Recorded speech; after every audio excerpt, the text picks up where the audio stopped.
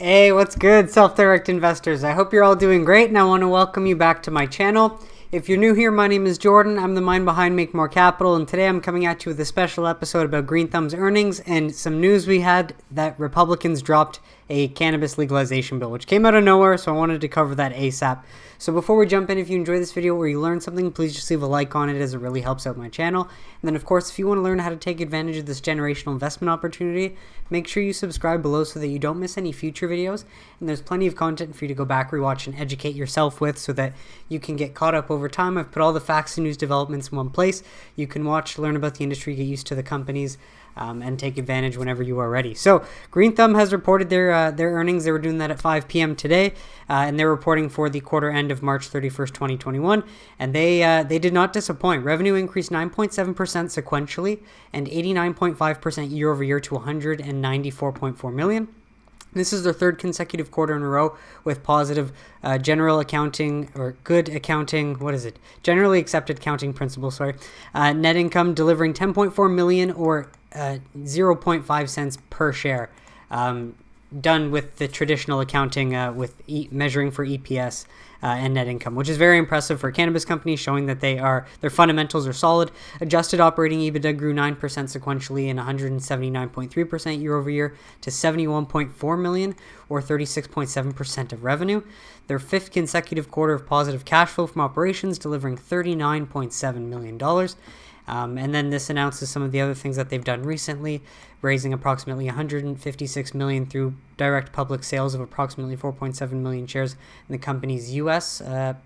Initial public offering from securities, and then the subsequent raise for 216 million in senior secured debt at 7%, an industry low setting or precedent setting interest rate. So that was impressive. Lastly, they just also we covered this last week, but their acquisition of Dharma Pharmaceuticals gets them into Virginia. So they've been busy there, but I want to go through the main numbers because they're very impressive. Here, let me go down to it just because I like looking at the chart and it's quite easy. But as we can see, so Q1 this year compared to Q1 last year, they did 194.4 million, up from 102.6, with a gross profit of 110, up from 52 million. So this, they doubled their gross profit at least.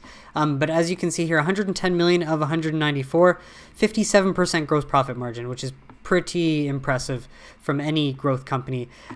Total income from operations was positive 51.5 million. And then as you can see here, a positive 10.3 million net income with 5 cents earnings per share left over. So that's a very, very strong quarter out of Green Thumb.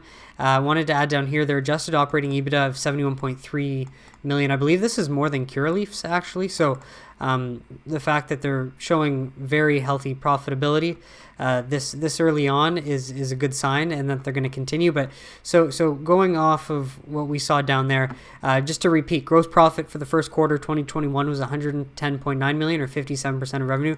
That is huge. So that gross margin performance driven by increased scale in the consumer packaged goods and retail businesses. That's one of the most impressive things to note, I think, out of that.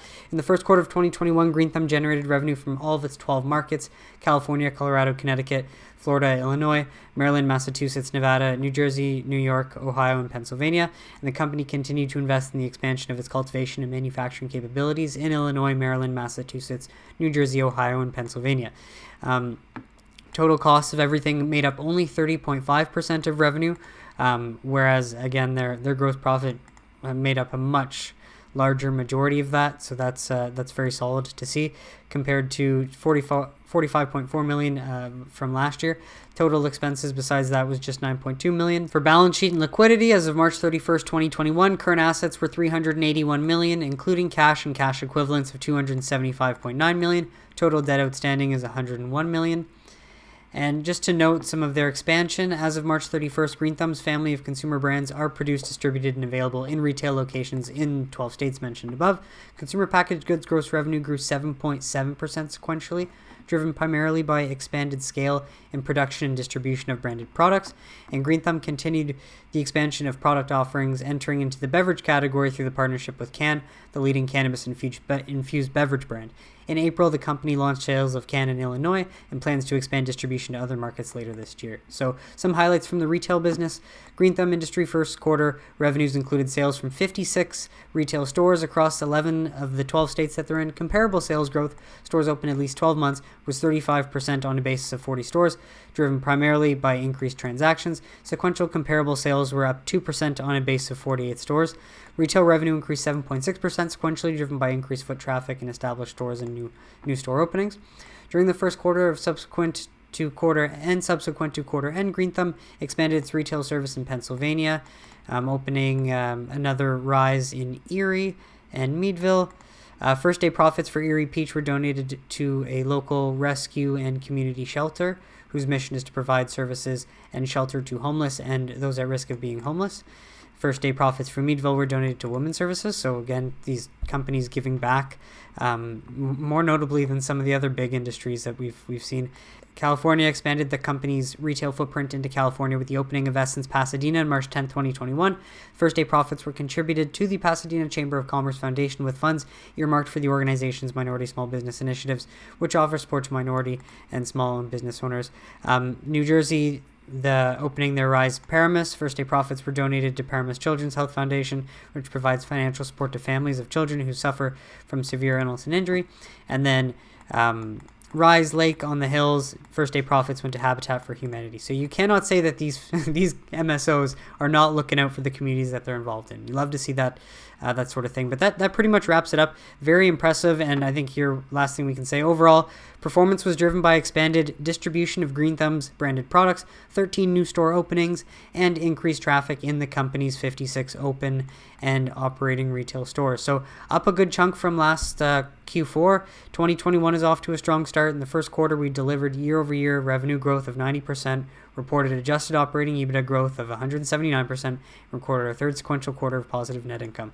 Our business continues to scale as the demand for cannabis swells across the country, and our team continues to rise to the occasion for our patients and customers, says CEO of Green Thumb Industries, Ben Kovler. So great numbers out of Green Thumb. We do have a lot more MSOs coming. Even tomorrow will be True Leave. On Friday there will be Vireo.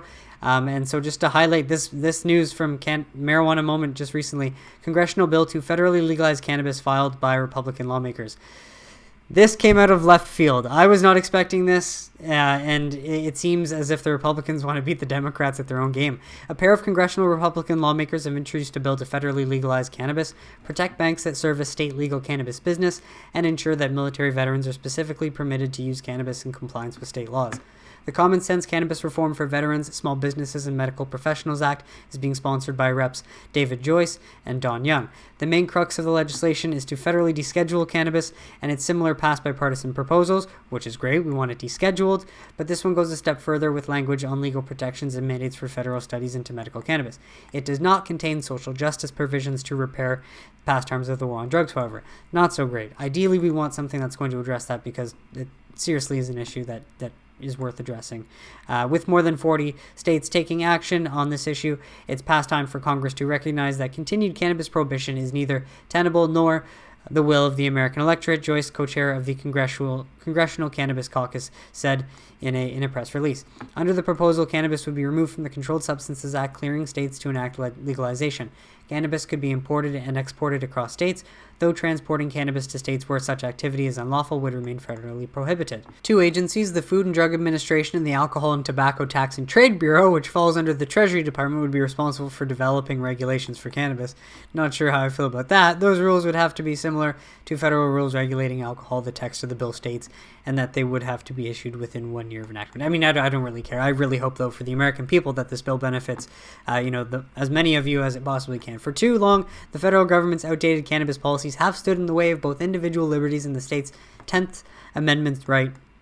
Young, also co-chair of the CCC, said, "It's long past time that these archaic laws are updated for the 21st century." Another provision for the measure stipulates that financial institutions that work with state legal cannabis businesses cannot be penalized by federal regulators, which is similar to a standalone bill that cleared the House last month. Further, the legislation specifies that military veterans are able to use, possess, transport medical cannabis in compliance with state law. It's not clear why that would be necessary if cannabis is federally descheduled, but it's an added layer of protection for the population and is consistent with other recent standalone bills that have been introduced in Congress. It also says that physicians can discuss medical cannabis use with veterans if legal states and they can recommend complete forms or register veterans for participating in a treatment program involving medical cannabis. This bill takes significant steps to modernize our laws by removing cannabis from the Controlled Substances Act and allowing the Veterans Affairs to prescribe medical cannabis to veterans, in addition to finally permitting state legal cannabis businesses to utilize traditional financial services, Young said. I call on my colleagues on both sides to stand on the aisle with us on this issue of this crucial effort. And so honestly, for Republicans to come out and be so straightforward about wanting to deschedule cannabis from the Controlled Substances Act completely, that is something that makes me very optimistic to see. And also that they mention that the FDA and the Alcohol and Tobacco Tax Trade Bureau seem to be okay with this plan.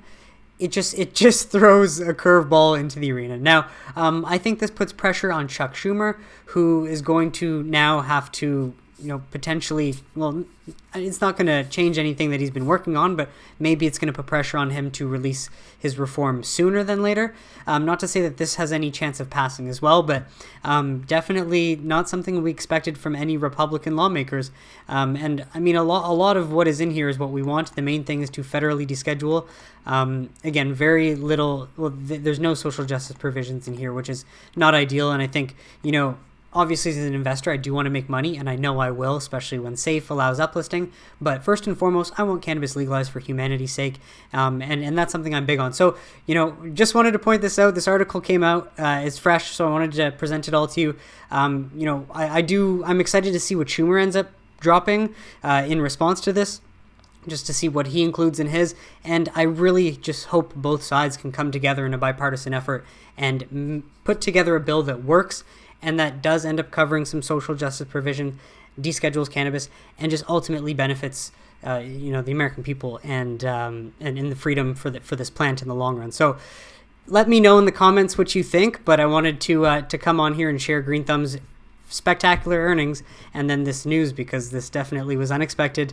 But yeah, again, you love to see the positive sentiment towards cannabis finally changing for the better. So if you enjoyed this video or you learned something, please just leave a like on it, as it really helps out my channel. Subscribe below, and I will see you on Friday for a recap of True Leaves and Vireo's earnings. Have a great day, everybody.